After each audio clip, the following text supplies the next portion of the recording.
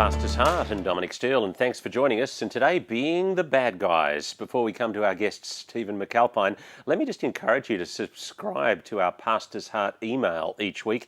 Every time a new episode is released, we send out an email letting you know all about it, and it's our way of staying in contact with you. You just go to thepastorsheart.net and you can find the subscribe tab there. And look, you can also financially support the Pastor's Heart, and we would really appreciate that. We're looking for a wide band of supporters who each give a little, perhaps $5 or $10 a month, and you could go to patreon.com/thepastor'sheart to be a partner with us in that. And thank you to those who have already. Christians have become the bad guys in the secular narrative, and it's happened incredibly quickly, stunning speed, and there is now an amazing ferocity in the secular attitude towards the Christian.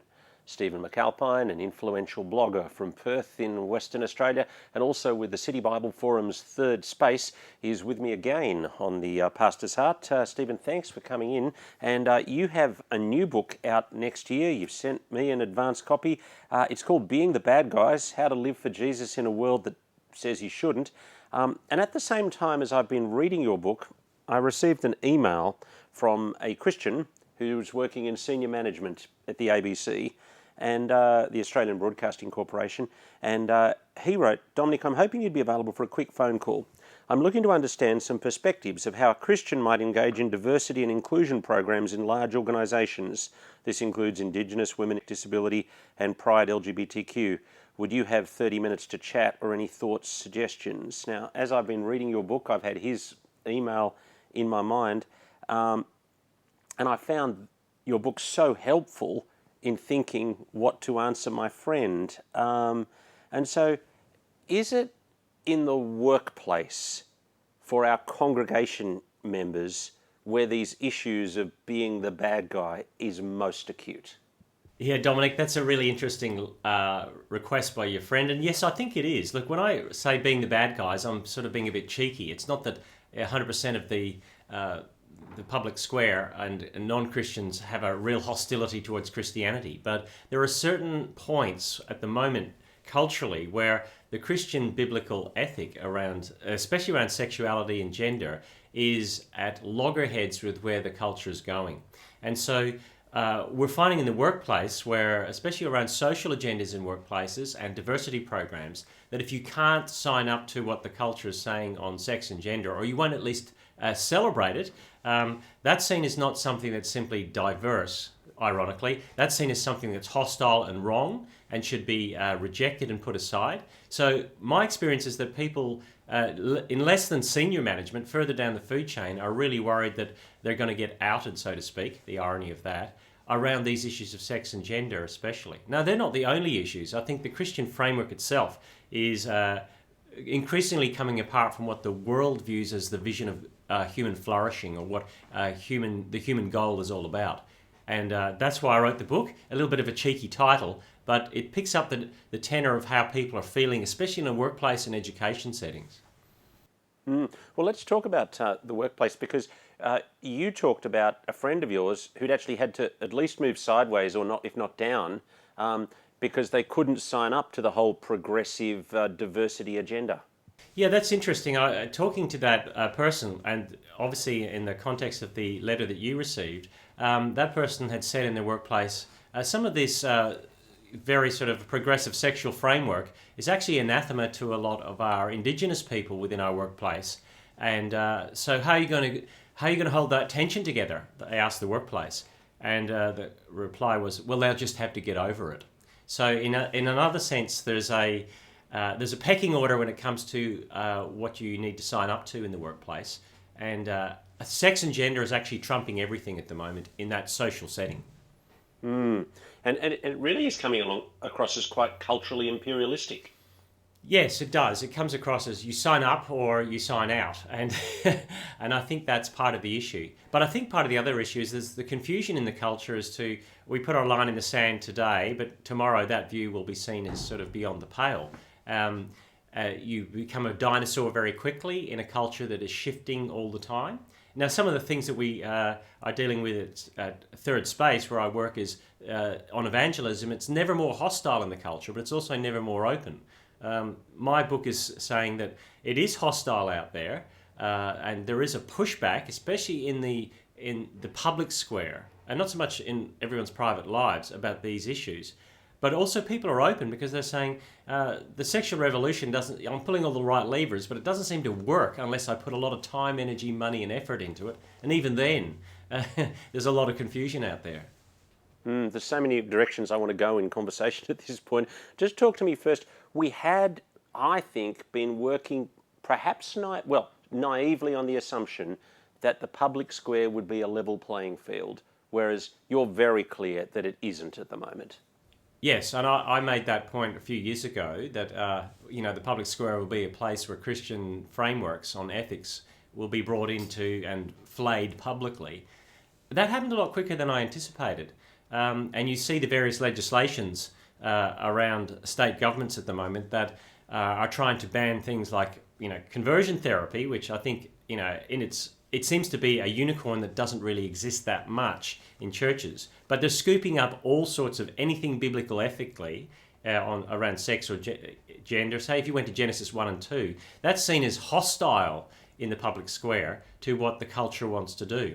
And so Christians are going, well, is there any way that I could hold this perspective without being seen as someone who's the equivalent of a 1960s Deep South racist? And I think that's the concern. That's the feel and tone that people feel. They're nervous about, can I even say anything about Christianity and its view on marriage or humans without being shot down? Now, one of the lines that I found really helpful from your book, and maybe I've been living under a rock, but you had a line, the whole of creation is binary. Light is not dark, day is not night, earth is not heaven, animal is not human, land is not sea, day is not night, creator is not creature is not creator, male is not female, and actually the difference between male and female in that context where everything is binary is very clear. Yes, and I think that's it. From Genesis, when you read that, you go, that's the foundational understanding in a good created order. Now, obviously, there are things like intersex situations where everything is not that way and things have gone awry. That's not really what we're talking about, though, when we talk about the whole sex and gender issue. It's been the dissolving of language and meaning, because language is theological. And I'm arguing in my book that we're being... The shift away from saying, here is a fixed center of understanding, Genesis 1 and 2, to how I feel inside is how I determine who I am in terms of gender or sexuality. And you just look at the example of young Ellen Page, who's changed her name to Elliot Page, and you dead name her at your peril. So you see to the wiki page of Ellen Page, the actor, that every movie that Ellen Page has been in has been changed to he acted in this movie, etc., etc. It's not just, there's almost like a concerted effort to say we've got to put history behind us when it comes to people's sexual preferences, and we'll affirm who they are now, and we'll deny that anything was even different about them in the past. And I think that's about language, that's about understanding, that's about a way of using language that masks truth rather than reveals truth. I think that's important. How do you think history is going to look back on this era? Well, it depends how much of history you can Photoshop out so that it can't say, in that sense, too, that the history is written by the winners. I think someone had said to me, bad ideas don't work. So I think in the long term, you have to throw a lot of money and effort and policy at a bad idea to prop it up in the wind. And it wouldn't take much for the wind to blow things over. I think the big picture of history, God's picture of history, will obviously show something very different. And what I want to say in my book is I don't want people to get angry or frustrated or fearful or cowardice or just cave into where the culture is going. I think the gospel provides a great framework for how Christians can move forward in this issue, given that other issues were present for Christians all down the centuries and God's people in the Old Testament, that they were able to deal with these kind of things where they were the bad guys. Now, a minute or two ago, you talked about the public square and the private life, and I just want to pick up on the private life. And one of the lines, I'm just looking at page 58 of the book here. It says somebody thinking, if their way of thinking about sexuality and individual expression is so wrong, how come their lives look so good? This is the secularist looking at the Christian. If they're supposedly given over to hate speech, how come they serve and love their enemies? Why is their speech so measured when they're scorned on social media? That you really are picking up on the live good lives among the pagans idea of Peter. Yeah, I am, and I'd want it to be the case that the secular world could look at the Christian and say, on social media, they just seem a bit different. That's a challenge. I'm actually throwing down a challenge to us as Christians that we should live such good lives in the midst of a very hostile, especially on a social media setting. And don't forget, our generation, Dominic, social media is sort of to the side of our lives, but generations coming through, it's so woven into the fabric of who they are. And even for us it is, but generations coming up that have not known a life without it, it's part of who their reality is. They don't switch off from it. And I think those are the places where we've got to demonstrate that we are different, that and that we have to show we are. And we want there to be a tension that the non-Christian world looks at how Christians live, not just sexually, but in their generosity and how they forgive and how they serve the community, and say, if that is so bad, because we're being told that these crazy Christians are sort of, nasty and mean on these issues, how come they're loving me? How come they can actually love their enemies? That's the guts of what Jesus had said. We're to love our enemies. Not just our neighbours. We're allowed to love our enemies. You made me think, as you were canvassing that section, I used to lead a Bible study group at the Sydney Morning Herald, and one of the members of our Bible study group told me this story of a non-Christian journalist woman saying, could we go and have a coffee? And they went and had a coffee, and she shared all sorts of personal things about her life.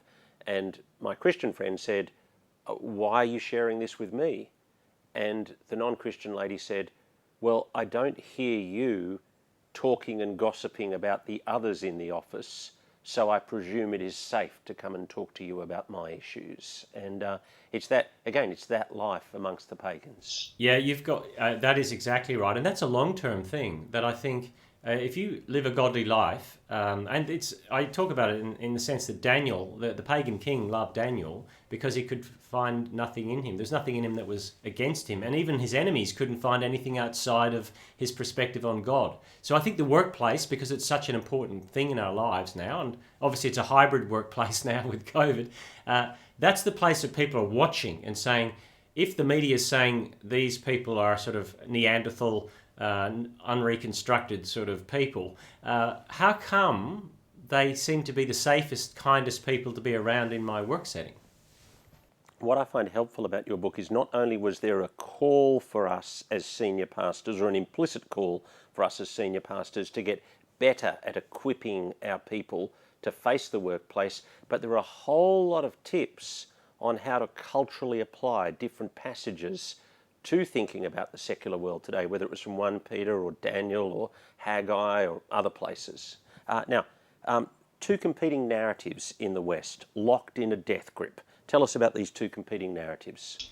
I guess two gospels, I suppose. That's what we're looking at. That there's this gospel of self, which is very strongly that you look within yourself to find who you truly are. And I think that's part of the issue, that the Christian framework has a gospel framework, but it's not as if they're coming into a neutral venue.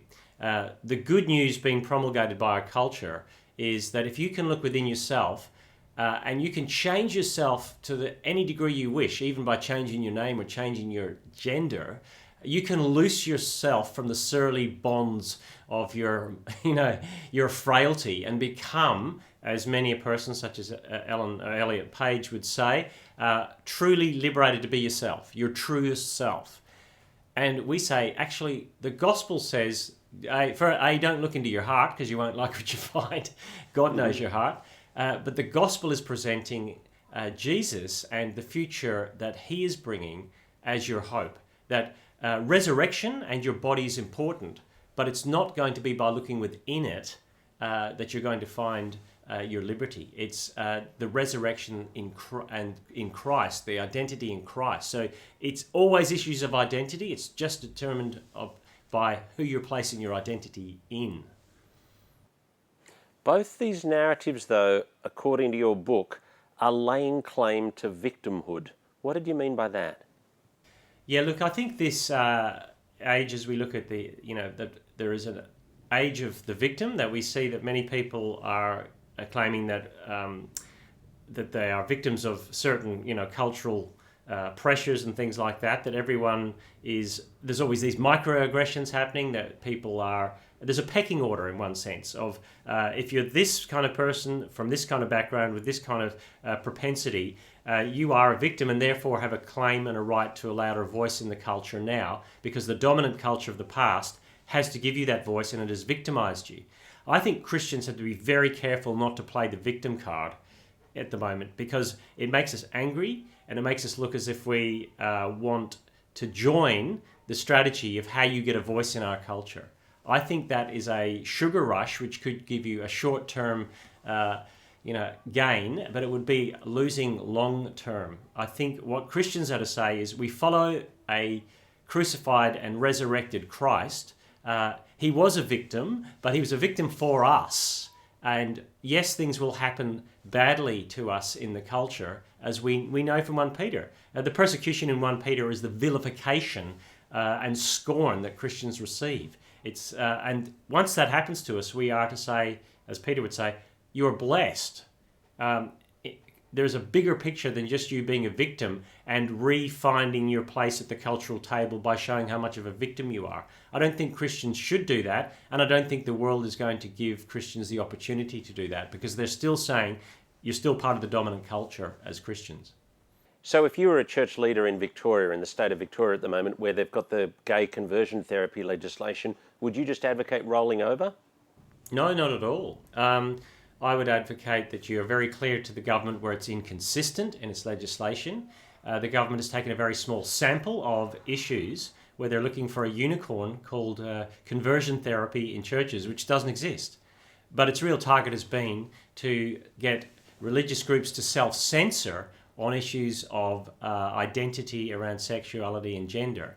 And so Murray Campbell's blog lays out very clearly what the issues are. So I don't think we have to roll over.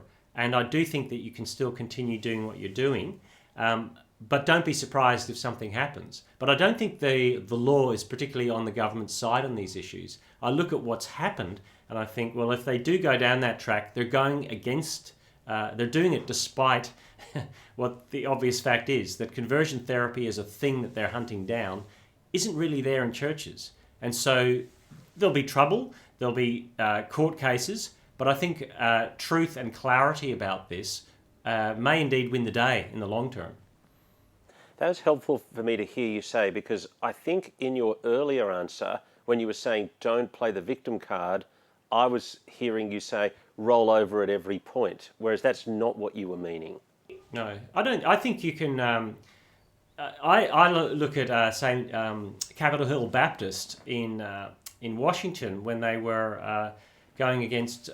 went to court over whether they could gather in a public square for their church meetings during COVID. And they didn't play victim, they didn't play angry, they just played the inconsistency of a government that was allowing one group of people outside of a church setting to gather, but not letting the church gather. And they won that, but they did so in an ironic and godly and very forensic way. And I don't think there's anything wrong with doing that. I just think, though, that there'll be a lot of cases where you could argue a very logical reason as to why some of the pushback is wrong, but I think it'll go through anyway. I don't think it's all going to be about logic when it comes down to what governments and courts decide.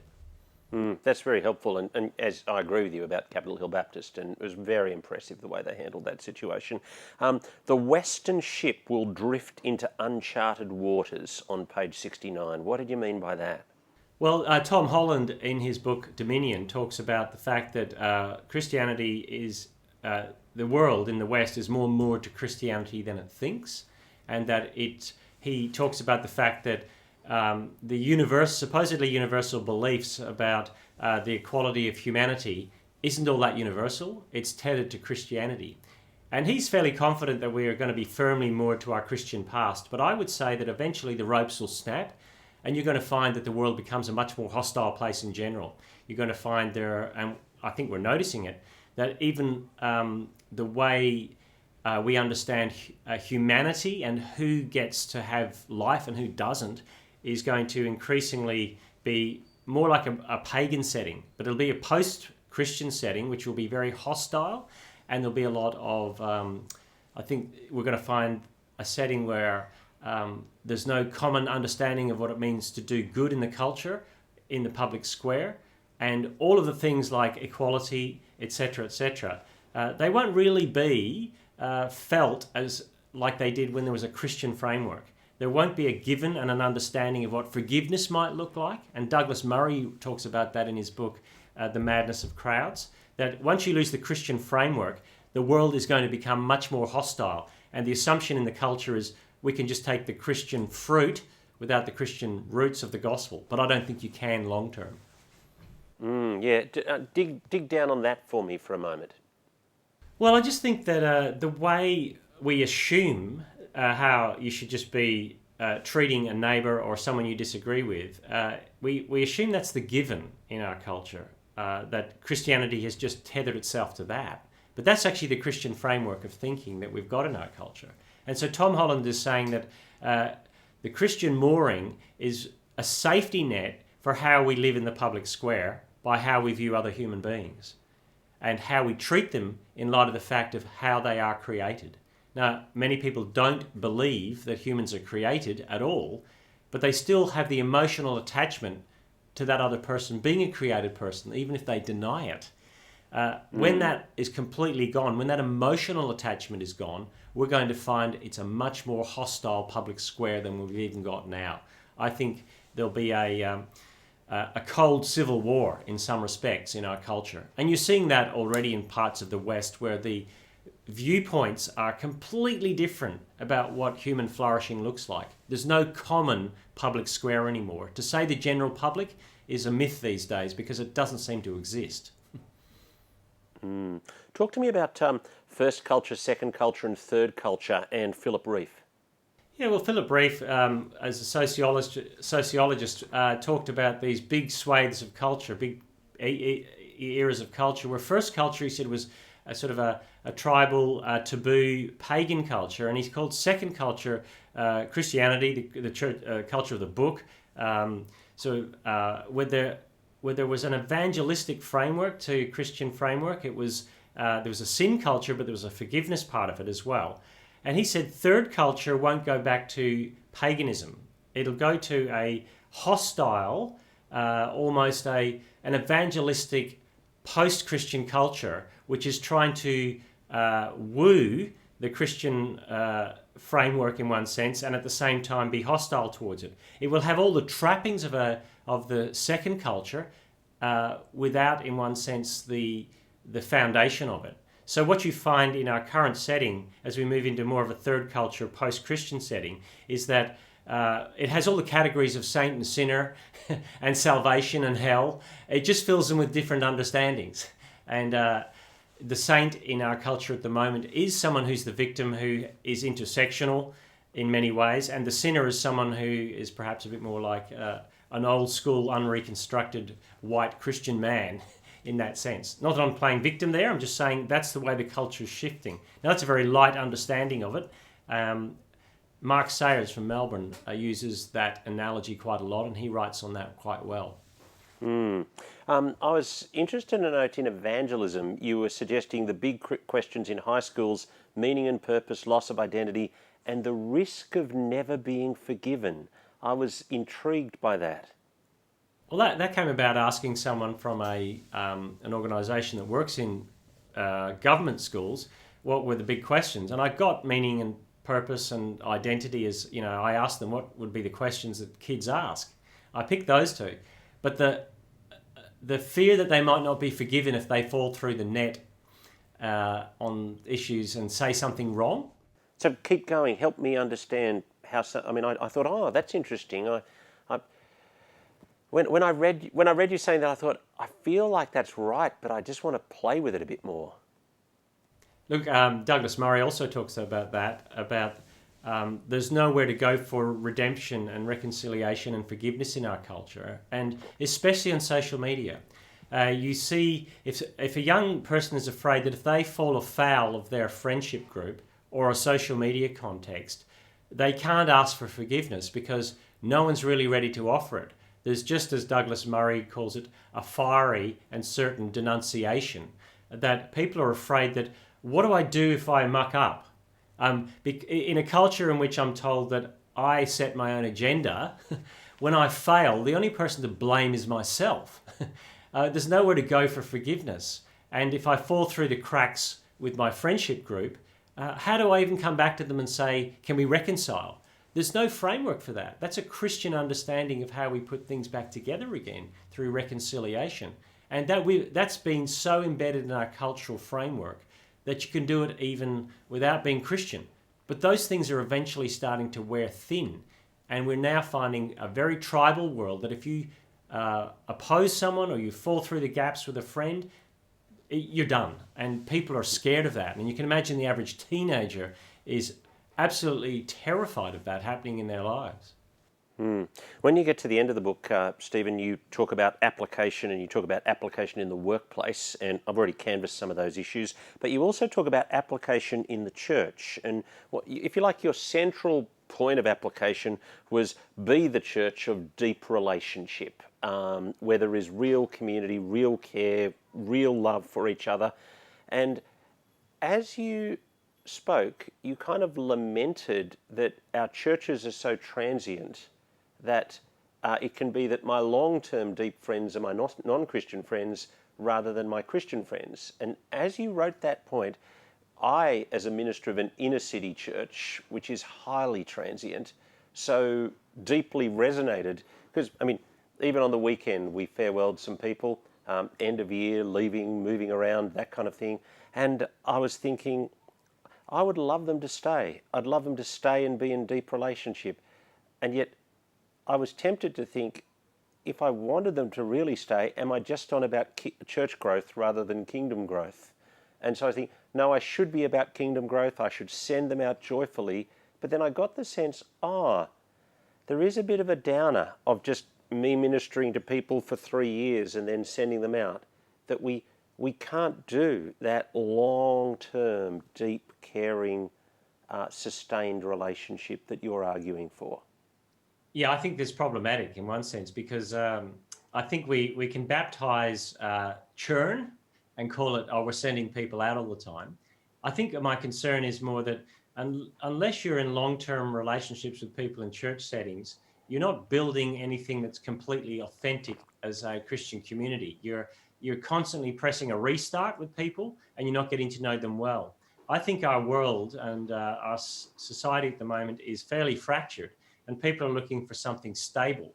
And if you're not in a church setting where you know people through 10, 15, 20 years, you're not building the depth of relationship that I think people will need in the long term as they come into a church and say, how do you guys cope with forgiveness over the long term?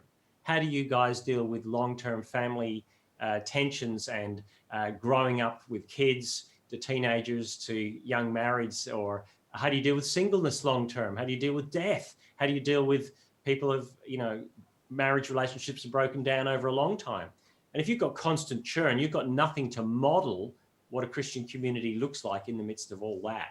And I think that's critical because I think the churn that we have in church, some of it is fine if people are moving on and they live in settings that are highly transient.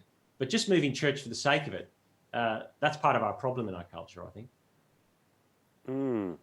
So what would you say to the person who maybe has been part of a church 2-3 years and almost is making a preference decision to move? Well, I'd say to them, you're pressing the reset button again, and you'll do it again in 2 or 3 years' time. It becomes a habit.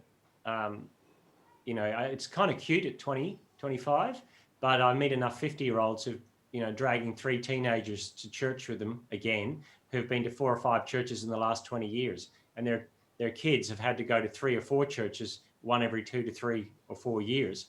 And I think that's a very poor model of how you embed yourself in a Christian community. And their kids don't like it, and it's not very helpful. What about length of pastorate for the senior minister? Yeah, no real. Yeah, I could see that as an issue. I do think that I've got long-term ministry works well, and I think that's a good way to model to the world of what it looks like to settle in one place. If you want to read a book, read Mary Lynn Robinson's Gilead, which deals with long-term ministry in a small town setting. And I think there's something about embedding yourself in a community, even as a pastor, long-term, that's quite helpful.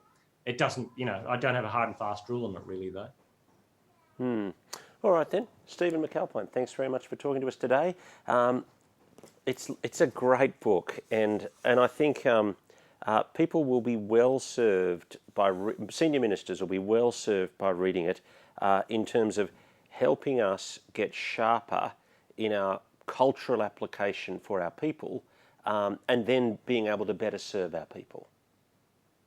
Thanks very much, Dominic. Stephen McAlpine has been my guest, and his book, Being the Bad Guys, How to Live for Jesus in a World That Says You Shouldn't. You've been with us on The Pastor's Heart this Tuesday afternoon, and we will look forward to your company next week.